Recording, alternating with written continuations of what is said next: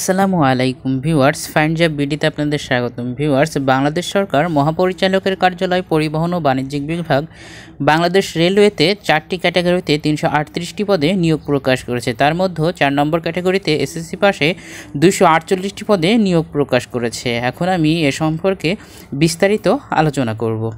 নিয়োগটি প্রকাশ করেছে 13 জুন 2024 তারিখে। পদের নাম ট্রেড অ্যাপ্রেন্টিস, পদ সংখ্যা 248টি। বেতন স্কেল 8,250 টাকা থেকে 20,010 টাকা পর্যন্ত।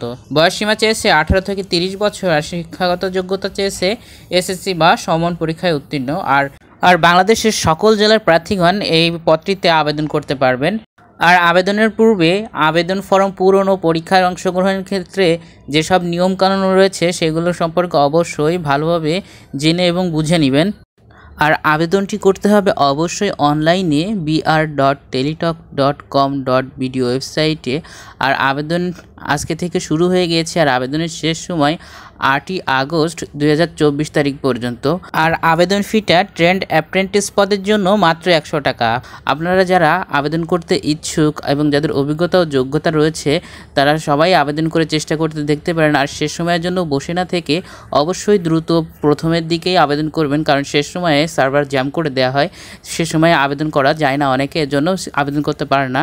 আর এমন সব চাকরির সার্কুলার পেতে আমার চ্যানেলটি সাবস্ক্রাইব করতে পারেন। ধন্যবাদ সবাইকে।